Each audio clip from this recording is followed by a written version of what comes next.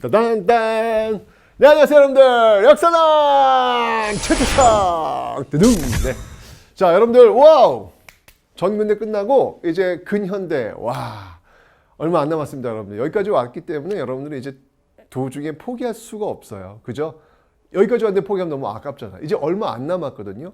20강의 고지가 얼마 안 남았습니다. 조금만 달리시면 완강입니다. 여러분 인생에서 완강의 카드를 한번 딱 찍어보는 거 좋잖아요. 그죠? 네. 자, 여러분들 근현대사 한 100여 년의 역사거든요. 자, 요 100여 년 역사 저와 함께 신나게 한번 달려보도록 하겠습니다.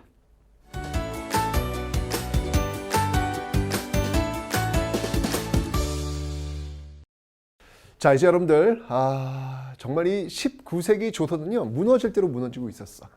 예, 세도 정치, 밀란의 시대, 19세기는 그렇게 정해지고 있었습니다. 한 번만 다시 한번 정리해 볼게요. 자, 먼저 이 19세기 내부 상황을 한번 좀 살펴보도록 할 텐데요. 19세기는요 일단 정치적으로 본다면 네, 바로 이 세도 정치, 소수 가문들이 모든 것들을 장악하고 매관 매직, 비변사를 통해서 매관 매직하는 이런 세도 정치, 부정과 부패가 심해진 어떤 그런 모습들이다라고 설명을 드렸습니다. 그죠? 자, 그 다음에 이제 경제적으로 한번 보면요. 경제적으로는 바로 매관 매직을 하니까 현직에 있을 때 확실히 뽑아내겠다라고 하면서 이 세금을 수탈하는 관리들의 모습들이 분명히 나오겠죠. 이런 과정 속에서 세금 체제가 문란해집니다. 당시 세금을 우리는 삼정이다. 전정, 군정, 환곡, 이 삼정이 문란해지는 모습들을 우리는 확인했습니다. 전시에 다 배웠던 것들이에요. 자, 그리고 이제 외적인 상황은 어떤 모습들이었는지, 내적으로는 세도정치요, 삼정문란인데 외적으로는 어떤 상황인지 한번 살펴보면, 외적으로는 자, 지금 이 서세 동점의 시대라 그래가지고 이 외국 이양선들, 그 서세 동점의 시대, 즉 서양 세력이 점점 동쪽으로 밀고 오는 그 시점들 속에서 바로 이양선들, 모양이 다른 어떤 그런 이양선들이 굉장히 많이 출몰하고 있는 위기. 자, 이런 어떤 상황들이 지금 나타나고 있더라라는 것이죠. 자, 이런 상황 속에서 정말 이 위기, 조선은 지금 무너지고 있는 이런 상황 속에서 다시 한번 그 배를 끌어올리려고 했던 조선의 마지막 불꽃이 있으니 그 마지막 불꽃이 무엇이다? 바로 흥선대원군이다라는 겁니다.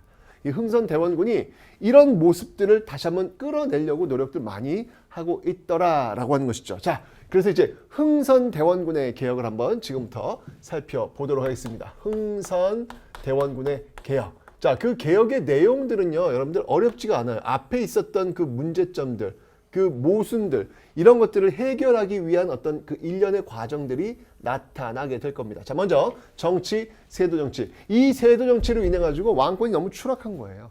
그 소수 가문들이 비변사를 장악하면서 자기들이 모든 걸 다 장악하니까 왕권은 추락한 거야. 당연히 흥선대원의 목표는 왕권을 강화시키는 것. 자기의 아들, 고종, 어려, 12살이야.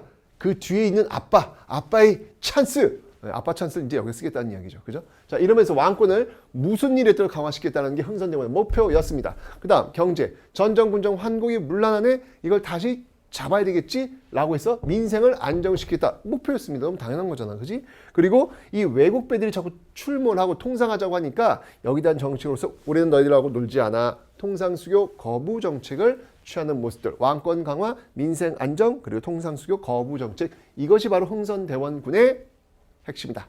정책의 핵심이다. 라는 것을 여러분들 기억해 놓으시면 되겠습니다. 됐죠? 자, 이제 하나씩 한번 살펴보도록 하겠습니다. 먼저 왕권 강화입니다. 어떤 식으로 그럼 흥선대원군이 왕권을 강화시켰느냐? 자, 일단 여러분 이 세도 정치, 이 세도 가문들이 장악하고 있었던 그 기구 있잖아요. 바로 비변사. 이거 어떻게 해야 돼? 비변사. 이 비변사 이거 폐지시켜야죠. 네, 비변사를 폐지시키는 그런 모습들. 권력이 지금 붙어 있었거든. 이 권력을 나누는 거예요. 집중되어 있는 것을 나누는 모습들이 보이고 있더라. 자, 먼저 어떻게 나눴을까요? 자, 이게 정치 권력, 군사 권력이 다 몰려 있었거든요. 이걸 나누는 거야. 먼저 정치 권력은요, 의정부로 다 돌려줍니다. 원래 이 조선이라는 나라가 의정부 6조 체제로 출발했던 나라잖아. 다시 분리시키는 거예요. 정치, 그 다음에 바로 군사는 삼군부 이쪽으로 나누는 겁니다.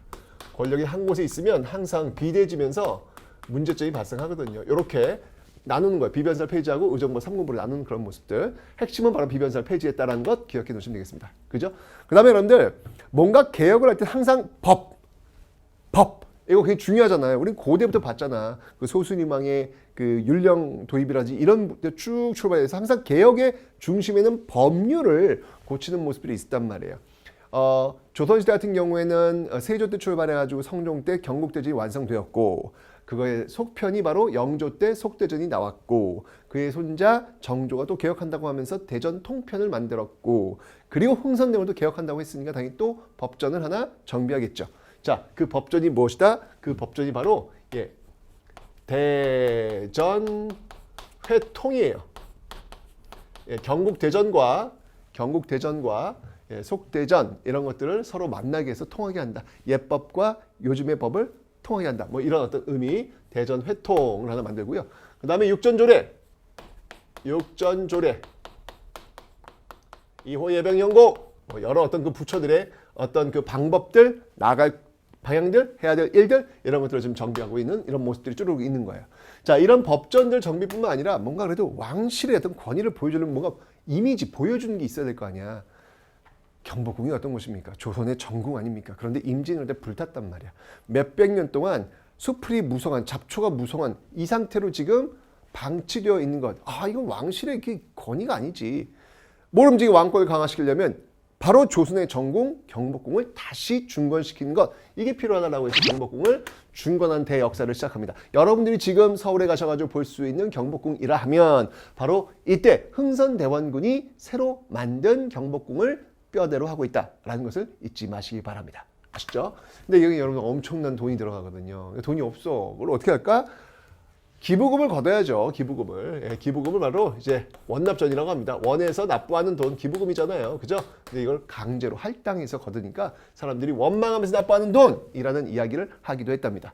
그 다음에 여러분들 돈이 없어. 그럼 어떻게 해요? 정부에 돈 찍어내는 겁니다. 이게 바로 당백전이라는 겁니다. 일당백. 와우. 무려 100배의 가치가 되는 그런 화폐를 찍어내는 거야. 자, 예를 들면 우리 5만 원이야. 5만 원 100배가 얼마야? 얼마니? 나 이때 문과 출신이라서 또. 말이 안 되네. 50만 원, 500만 원. 맞죠, 감독님? 네. 자, 500만 원. 네. 야, 500만 원짜리 지폐가 나온다고 생각을 해봐. 요즘 이게 참 이게 세뱃돈 같은 경우도 옛날에 10,000원짜리 이렇게 줘도 감사합니다 그랬거든. 지금은 5만 원짜리가 있으니까 5만 원짜리가 나오지 않으면 왠지 모르게 표정들이 이게 뭐냐면 세뱃돈의 인플레이션이에요. 그죠? 화폐 가치가 떨어진 거야. 똑같아요. 일단 100이야. 100배 가치를 올리니까 화폐 가치는 떨어지고 물가는 올라가는 어떤 일이 벌어질까요? 바로 인플레이션 현상이 벌어지면서 상당히 많은 문제점들을 발생하기도 하더라라는 거 일단 기억해 놓으시면 되겠습니다. 됐죠? 자, 어쨌건 왕권을 강화시키기 위한 참 이 흥선대원의 어떤 그 노력들이 지금 보여지고 있습니다. 자, 중앙은 이제 이런 식으로 비변사 없애고 경복궁 중화하고 뭔가 왕권을 강화시킨 모습 보였어요. 다음은 이제 지방이야.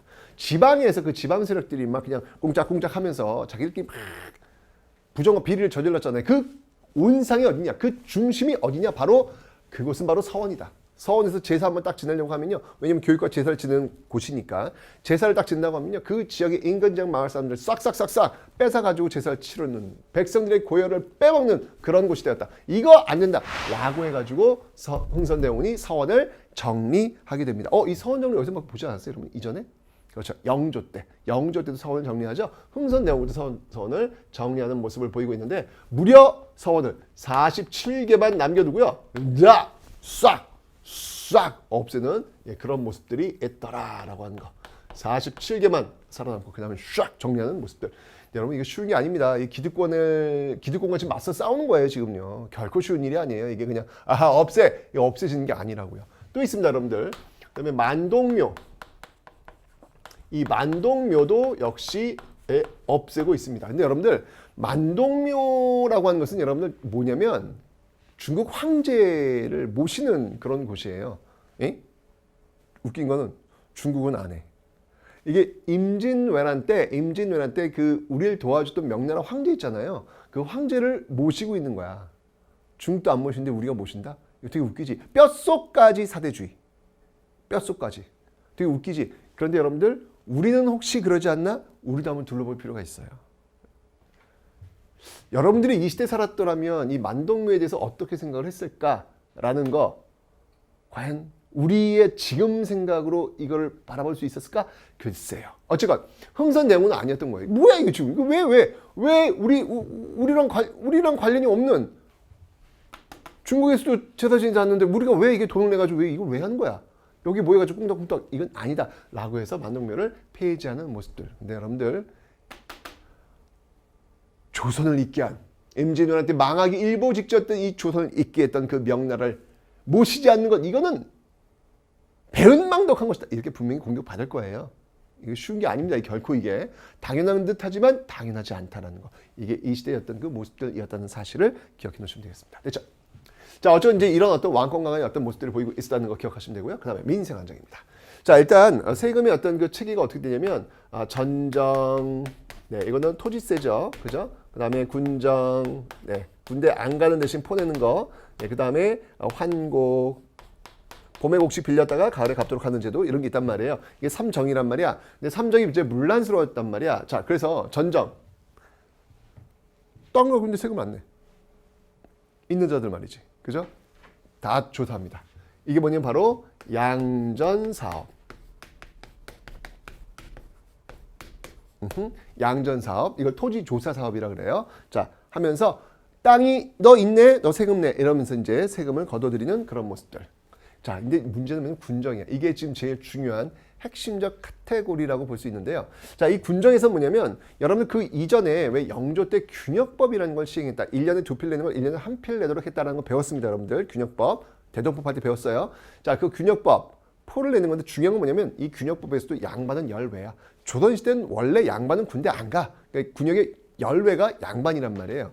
균역법도 역시 1년에 1필이지만 그 양반 내는 건 아니었거든요. 그런데 이 호포제라고 하는 것은 무슨 의미가 있냐면 집집마다 집집마다 포를 내라는 거예요. 즉 이 말은 곧 뭐냐면 양반도 군포를 내라는 거예요. 와우. 양반의 특권을 인정하지 않겠다라는 것을 선언한 겁니다. 굉장한 거예요, 여러분들.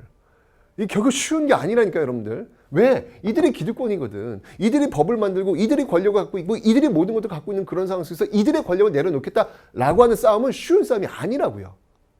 그런데 지금 그것을 하고 있는 겁니다. 아, 불안한데. 자, 환곡은 뭐냐면요. 이 공무원들이 개입해가지고 봄에 곡식을 빌려준 다음에 가을에 세금을 엄청 뜯어먹는 거예요. 나쁜 것들. 그래서 공무원을 빼버리는 거예요. 그 지역 사회에 덕망 높은 사람을 뽑아서 그 사람이 그 창고를 관리하면서 자치적으로 운영토록 하는 게 바로 사창제. 그러니까 공무원들의 개입을 막겠다라는 의지가 지금 여기서 보여지고 있는 것입니다. 됐죠? 자, 이런 어떤 그 개혁들을 지금 보이고 있어요. 왕권 강화, 민생 안정. 그런데 제가 얘기했지만 이 모든 것들이 다 기득권과 사사건건 부딪힐 수밖에 없다는 이야기죠. 그죠? 결국 두고 보자라고 하는 그 기득권들이 고종이 이제 10년, 좀 이제 20대가 된 거야. 그 어린 나이가 이제 20대가 된 거야. 그러니까 고종이 친정을 하시면 됩니다. 이제 고종 직접 친정하십시오. 라고 하면서 흥선대원군을 몰아냅니다. 자, 그게 뭐냐면 바로 그 대표적인 인물이 바로 이 최익현이라는 인물인데요. 자, 보세요, 여러분들. 자, 이 경복궁 중건. 여기서 이제 원납전 돈 많이 걷고 있어요. 그죠? 자, 그리고 바로 이 호포제. 이거야말로 정말 양반들을 무르르르 떨게 했던 것이죠. 게다가 만동묘 폐지 이런 것들 하나의 명분이 되는 거예요. 이런 배은망대도 못한 말도 안 된 뭐 이런 것들. 경복궁 중건 원납전이라든지 호포제 이런 건 경제적인 어떤 그런 손해를 보니까 열받는 것이고 만동묘는 하나의 명분이 되는 거예요. 어떻게 배은망덕한 이런 하면서 나오는 것이죠. 결국 이런 것들을 빌미로 해서 누르르르르르 나온 게 바로 최익현의 탄핵 상소.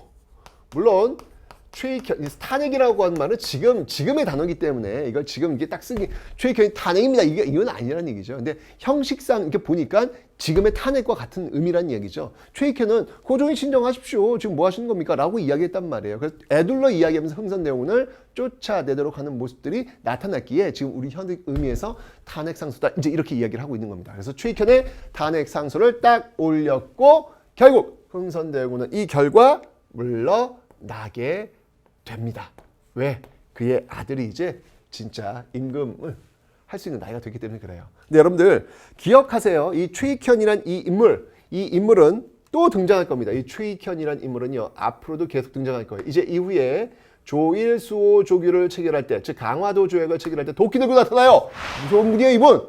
그래서 내 목을 치기 전에는 절대 개항할 수 없다라는 엄청난 분이십니다. 그래서 개항 반대를 외쳤던 그런 분이기도 하고요.